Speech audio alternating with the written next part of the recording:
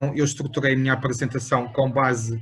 primeiro, naquilo que considero que são as dimensões fundamentais do desenvolvimento local, numa lógica de desenvolvimento local integrado. Também lançar algumas questões para debate e para reflexão em torno daquilo que me parece que é a importância dos institutos de ensino no desenvolvimento local. Por isso, o movimento do desenvolvimento local em Portugal é um movimento que funciona em dinâmicas de rede, de parceria, de cooperação, de aprendizagem, onde a relação com a investigação está sempre e esteve sempre muito, muito próxima. Aliás, a Animar é das poucas organizações que no seu corpo de associados tem organizações formais, como as associações e as cooperativas, mas também tem pessoas em nome individual, cidadãos e cidadãs, ativistas, que de certo modo acabam por fazer aquilo que é a defesa dos seus interesses e trazer também a dimensão da investigação e do conhecimento para o seio das organizações. Eu gostaria de começar por apresentar dois conceitos de dois fundadores da Animar, que é o Alberto Melo e o Rogério Rocamaro, e depois também apresentar um conceito do desenvolvimento local em torno de uma proposta que está em construção no âmbito da minha tese de doutoramento em Sociologia, aliás espero terminá-la em outubro deste ano, onde este trabalho sistematiza em parte aquilo que é o objetivo dessa mesma tese, que é criar uma matriz de avaliação do desenvolvimento local por território, e com isso ser uma matriz de avaliação que permite um diagnóstico do que é o desenvolvimento local, segundo a perspectiva das pessoas da própria comunidade, ou seja, das organizações sociais, mas também dos cidadãos e das cidadãs que compõem essa mesma comunidade. E a mim parece-me que essa é uma dimensão fundamental da forma como olhamos para o desenvolvimento local, não olhar para o desenvolvimento local de uma perspectiva externa ou apenas externa, mas de uma perspectiva local, ou seja, são as pessoas do local que têm que olhar para aquilo que é e avaliar aquilo que é o desenvolvimento local, porque olhando para as dimensões do desenvolvimento local, estão a olhar também para aquilo que é o resultado das suas vivências e da procura de um bem-estar que deverá ser um bem-estar coletivo, comum, partilhado, com sentido de justiça social, de justiça económica, de justiça climática, e essa é a proposta também do conceito que eu trago. Por isso, o Roberto Melo, em 1998, sugeria que o desenvolvimento local era a promoção de uma cidadania participativa, ou seja, as pessoas participavam naquilo que era a procura de respostas para os seus problemas que vivenciavam, mas também para a alavancagem das oportunidades que estavam, de certo modo, identificadas. Através da capacitação, autonomização dos atores locais, para combater as desigualdades locais e procurar soluções inovadoras. O que implica uma visão comum e partilhada, promovendo iniciativas integradas com base nas dimensões económica, social, cultural, política e ambiental. Esta foi a proposta do Alberto Melo, que deu também e foi uma proposta dominante no seio do movimento do desenvolvimento local em Portugal, defendido pela Animar, e mais tarde o Rogério Rocamaro defendeu uma abordagem muito próxima daquilo que era a abordagem do Alberto Melo, em que propõe que o desenvolvimento local é um processo de mudança de base comunitária, de um grupo territorialmente enraizado que se reconhece numa identidade comum e é capaz de se mobilizar em dinâmicas de solidariedade ativa para resolver problemas. A proposta que eu tenho trabalhado enquanto conceito para integrar esta apresentação também, embora provavelmente agora se fizesse uma revisão teria aqui algumas nuances já um pouco diferentes, mas aquilo que eu defendo é que o desenvolvimento local poderá ser entendido como um processo de construção, ou seja, é a valorização do processo a partir da cidadania ativa e participativa de uma comunidade em torno daquilo que são os seus recursos endógenos, e quando digo recursos são as suas motivações, as suas competências, as suas capacidades, mas também aquilo que é os recursos do seu território, gerado a partir de movimentos associativos, e esta dimensão do movimento associativo parece-me que é fundamental pelo facto de poderemos ter sempre uma perspectiva individual na procura da defesa do interesse comum, mas tendo em conta que me parece que é importante fazer prevalecer um conjunto de valores e princípios associados à democracia, à valorização da democracia participativa, que legitima aquilo que é as decisões da democracia representativa. O facto das pessoas cooperarem, colaborarem, não ser apenas do foro teórico, ou seja, ser também do foro organizativo. Parece-me que esta dimensão dos movimentos associativos, e quem diz associativos é também cooperativos, parece-me que é muito importante realçar e destacar, porque é isso que também é a sociedade civil organizada, são um conjunto de organizações de base formal, também informal, mas são aquelas que maioritariamente conseguem entre si construir um conjunto de regras e procedimentos, instituir essas regras e procedimentos na procura dos seus interesses enquanto associação, sendo os interesses enquanto associação também os interesses enquanto comunidade das pessoas que estão representadas nessa mesma associação. Por isso, dando continuidade aqui também à minha proposta de conceito, na procura da resolução de problemas ou na alavancagem de oportunidades, que em simultâneo sejam promotores da igualdade, de dinâmicas de base horizontal e emancipatórias, contribuindo para um favorecimento do maior desenvolvimento integral das suas comunidades. E quando falo em desenvolvimento local integrado, para além daquelas 5 dimensões do Alberto Mel, e que são as dimensões mais comuns, que é a dimensão social, económica, ambiental e cultural, acrescento outras 3 dimensões que me parecem que são fundamentais. A dimensão do desenvolvimento do território, que tem a ver com os próprios recursos, a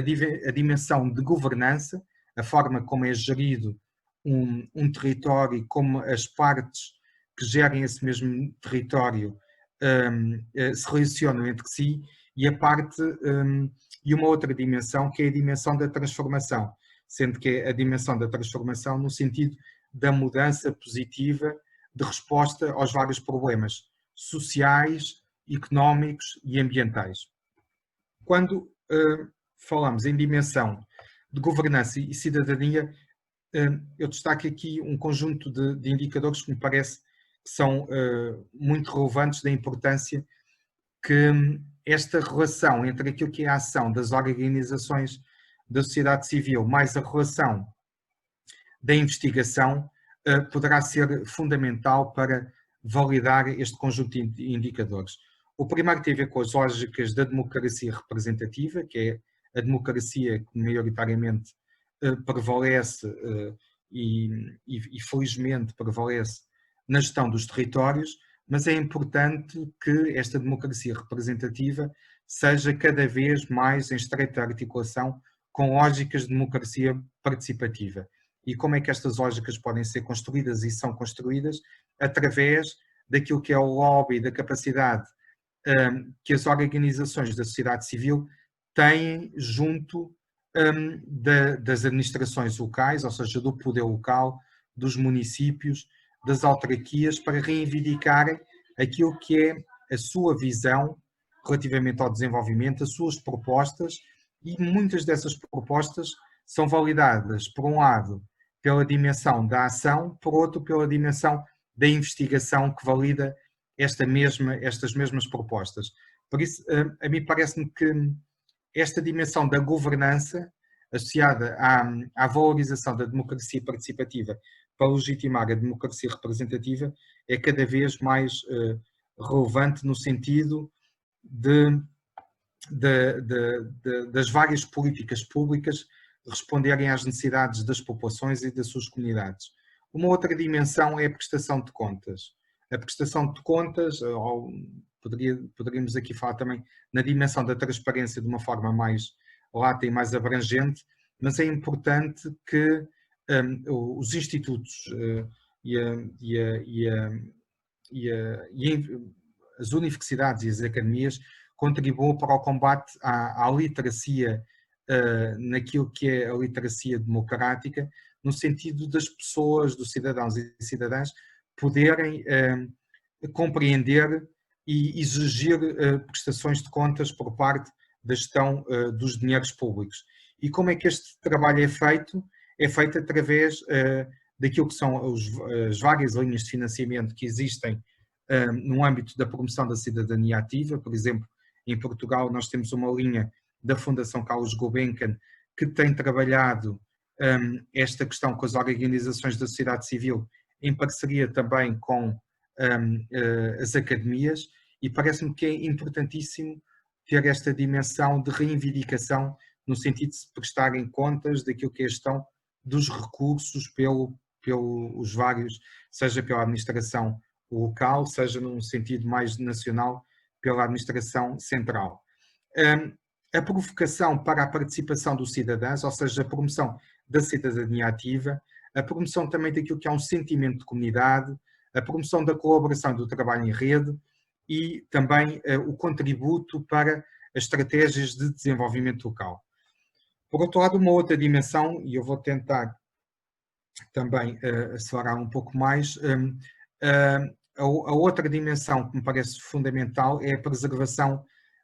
da cultura local em simultâneo com aquilo que é a diversidade cultural. Ou seja, e para haver diversidade cultural tem que haver uma capacidade de integrar outras formas de estar, outras vivências, outras formas de olhar para aquilo que é o desenvolvimento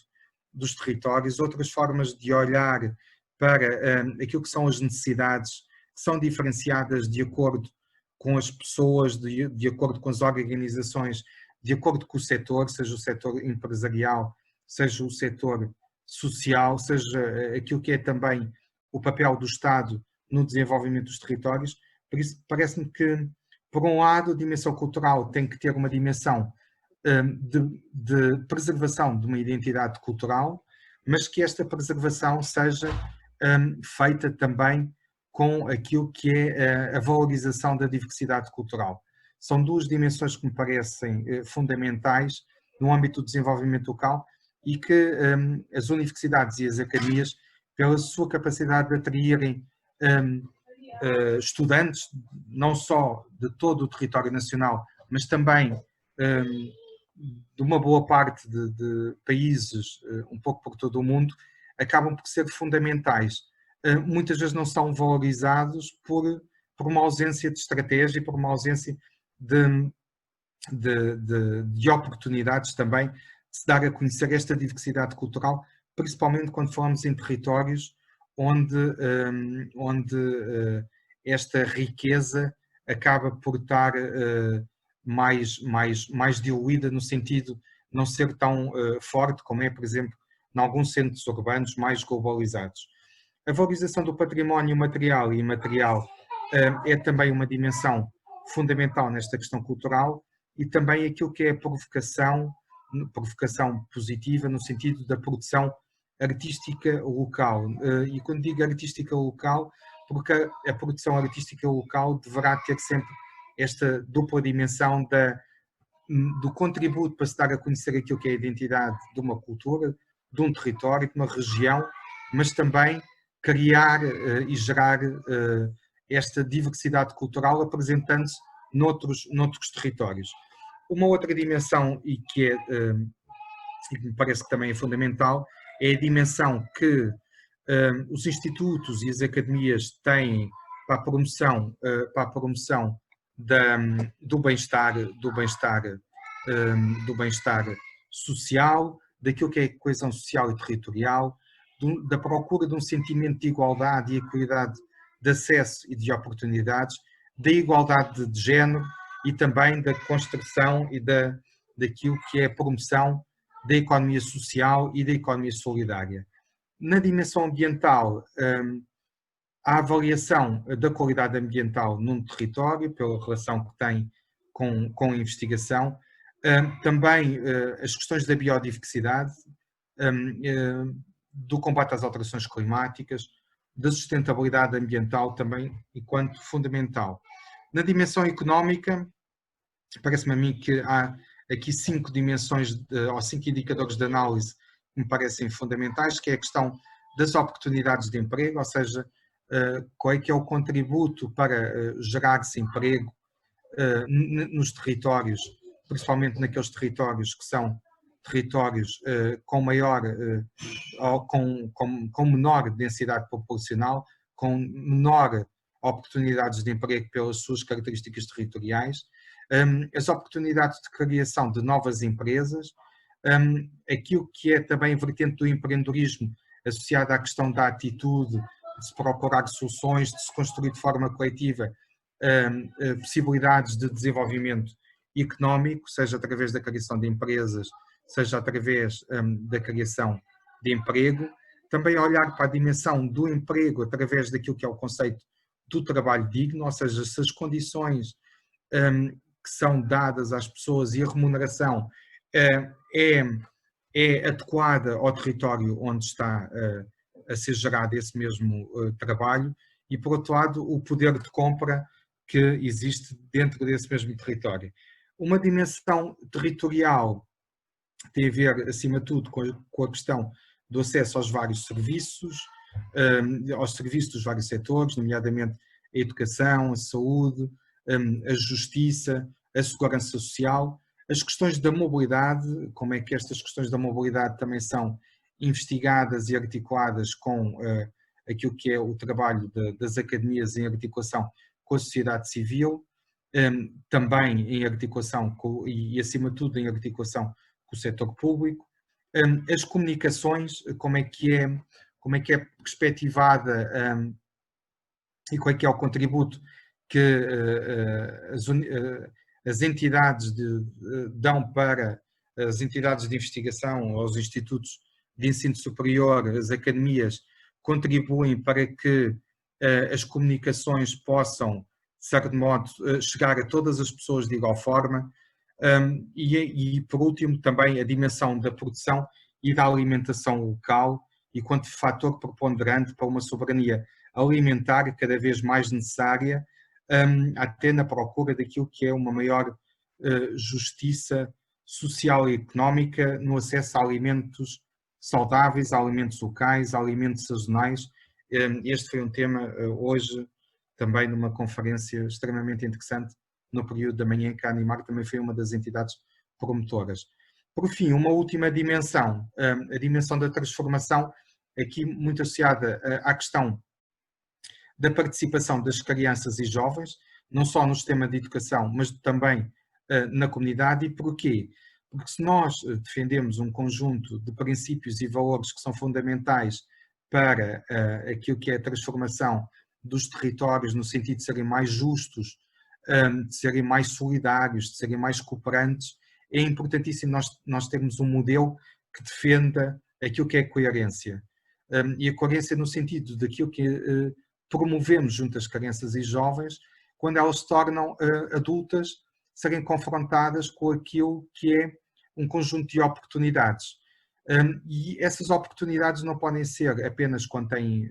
mais de 18 anos e podem votar e podem participar ativamente. Estas oportunidades têm que ser criadas naquilo que é a forma de como olhamos para o desenvolvimento dos territórios, na forma como olhamos para a gestão de uma comunidade com interesse público. Também outras duas dimensões que nos parecem fundamentais no âmbito da promoção da transformação é a dimensão da promoção da inovação social e empresarial e principalmente também a abertura da administração local às diferenças e mudanças. Isto parece-me que é um indicador fundamental também da relação com os centros de estudo, com as unidades de investigação e com as academias. Quais é que são os elementos que promovem esta relação entre a sociedade civil e as organizações sociais e as instituições académicas? Primeiro, parece-me a mim que há aqui dois tipos de elementos. Um são os elementos estruturais, ou seja, são os incentivos que as políticas públicas e no nosso caso também a nível europeu, colocam ao serviço desta relação, que passa muito pelas linhas de financiamento públicas que existem e europeias, ou seja, a forma de incentivar esta relação para a criação de consórcios com objetivos comuns, uns no âmbito da investigação e da produção do conhecimento, outros no âmbito daquilo que é a maior capacidade de atuarem sobre a procura de novas estratégias de desenvolvimento dos territórios, tendo em conta as diferentes áreas temáticas, que vão desde as áreas ambientais, sociais, económicas. Este elemento estruturante é talvez o elemento que possa ser mais impulsionador das lógicas de parceria. Por isso, para além dos incentivos, são necessários mecanismos e estruturas de apoio, sejam os centros de investigação em consórcio com organizações da sociedade civil e também com as empresas. É importante não pensarmos apenas nesta relação de organizações da sociedade civil com aquilo que é a dimensão das academias, da investigação, mas também a dimensão das aprendizagens que entre o lado empresarial, o lado com fins lucrativos e o lado sem fins lucrativos tem para uma estratégia que tem cada vez ser mais comum, que é uma estratégia que tem que procurar uma maior justiça social, económica e climática. Depois há um conjunto de elementos subjetivos e estes elementos subjetivos podem ser trabalhados no âmbito da formação e qualificação e passam por elas, por exemplo, no âmbito da gestão e visão das lideranças, e aqui falo da visão das lideranças e da gestão das lideranças, tanto das academias como dos centros de investigação, como das organizações sociais, ou seja, da sociedade civil, das organizações da sociedade civil, as dinâmicas dos próprios investigadores, da sua capacidade de procurarem e de contribuírem, de colaborarem para além daquilo que é o seu papel enquanto docentes e enquanto investigadores, as fronteiras culturais e pessoais, e aqui as culturais têm a ver muito com este esboço que aqui está, que aqui podem ver, que há sempre demasiadas fronteiras, que são fronteiras institucionais, que muitas vezes inviabilizam a relação com o outro. E nós temos que partir sempre do pressuposto que é importante conseguirmos superar as nossas barreiras pessoais, as barreiras de relação com o outro e com os outros, e eu quando digo o outro é também na perspectiva de organização coletiva, para conseguirmos ter relações onde consigamos elevar aquilo que é uma missão comum, uma missão coletiva, uma missão de procura de bem-estar social e de bem-estar ambiental, no sentido de incluir todos os seres vivos nessa mesma procura. É importante nós conseguirmos superar estas barreiras para conseguirmos ter lógicas de ação, dinâmicas de rede e de parceria que sejam facilmente construídas na procura de novas iniciativas, de novas respostas aos problemas sociais, de melhorias nas respostas existentes. Parece-me que é esta dimensão importantíssima, que é nós vivemos um mundo com fronteiras, mas as fronteiras, acima de tudo, são fronteiras pessoais, que se refletem depois nas dinâmicas institucionais, nas dinâmicas organizativas. Por isso há aqui uma dimensão quase espiritual, no sentido de como é que nós somos relativamente ao outro, de como é que nós somos relativamente aos outros e de como é que nós construímos dinâmicas que possam contribuir para um bem comum, para um bem que é superior ao nosso interesse individual. Para terminar, que espaços poderemos sugerir para uma construção de um espaço coletivo? Eu diria que, se por um lado as organizações da sociedade civil necessitam de diagnósticos atualizados e contínuos, cada vez mais, e esse é um receio de quem trabalha no âmbito da intervenção social, é que nós muitas vezes estamos a atuar sobre diagnósticos que já estão desatualizados e é importante haver esta relação de proximidade que permita que um diagnóstico seja facilmente atualizado através de observatórios sociais, através de uma maior relação com aquilo que são as IES, os Institutos de Ensino Superior. É fundamental esta relação e, por exemplo, agora os tempos que vivemos, tudo aquilo que estava planeado há 3 meses atrás, neste momento não faz sentido, porque nós precisamos de um diagnóstico contínuo e atualizado e, acima de tudo, um diagnóstico participado, ou seja, em que as pessoas para quem vamos atuar sejam ouvidas constantemente. E não sejam apenas ouvidas, contribuam para as tomadas de decisão e orientação dos processos de investigação. As organizações da sociedade civil precisam de inovação, precisam de avaliação, ou seja, de avaliação que permita a melhoria contínua da sua ação, precisam também de qualificação, no sentido de estarem cada vez mais preparadas para responder aos vários desafios que são colocados, e também precisam de conhecimento, mas um conhecimento numa linguagem simples, acessível e que não seja apenas uma linguagem académica que muitas vezes distancia aquilo que é a possibilidade de uma missão comum, mais partilhada e mais coletiva. Por outro lado, as IES necessitam de contextos de aprendizagem e contextos de investigação. Para isto acontecer, para esta relação acontecer, e que já acontece, e o Sinergias ED é um desses espaços onde muito bem acontece esta relação, e por isso aqui estamos também a partilhar esta experiência, necessitam de espaços locais e públicos. Eu, quando digo locais, é preciso criar uma cultura local de relação e não de distanciamento, de relação e de cooperação, e que seja aberta e transparente a todos e todas que queiram participar, e criar esta cultura e o favorecimento desta cultura deve partir, acima de tudo, das instituições de investigação, das entidades ou das academias, porque são elas que podem provocar no sentido positivo, mas no sentido também ativar, de ativismo, podem provocar aquilo que são os interesses instituídos, sejam por parte dos organismos públicos, das dimensões partidárias que controlam os organismos públicos, e é importante criar um espaço público de discussão, um espaço de cidadania ativa, participativa, independente e provocador no sentido de contribuir para mudanças positivas. É também necessário um espaço de aprendizagem à sessão, um espaço de aprendizagem que seja mútuo, não é apenas a aprendizagem.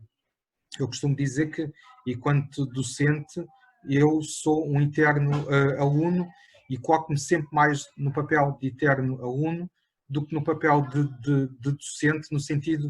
de apenas levar um conjunto de conhecimentos e informação que me parece que é relevante para os meus alunos. Ou seja, o importante é haver uma capacidade de escuta, de colaboração entre vários saberes, sejam os saberes populares, sejam os saberes académicos, sejam os saberes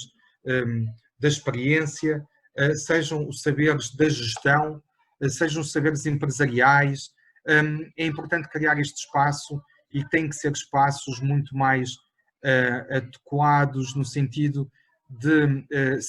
procurarem um sentido de convergência para o desenvolvimento local. E, por fim, estes são também espaços de colaboração e partilha que têm como objetivo e devem ter como objetivo comum aquilo que é a produção de conhecimento, a valorização do conhecimento, porque o conhecimento é desenvolvimento, o conhecimento é provocar o desenvolvimento das pessoas, de todas as pessoas, das organizações, do setor público, e esse é o grande objetivo que eu julgo que devemos ter na relação que temos construído entre organizações da sociedade civil e entre as instituições do ensino superior para contribuir para uma sociedade mais justa para as pessoas, mas também para contribuir para uma sociedade mais ecocêntrica, no sentido das pessoas também respeitarem a natureza e olharem para a nossa mesma casa comum como parte igual e não como parte dominante sobre todos os outros seres vivos e sobre todos os outros recursos ambientais. E terminaria a minha apresentação.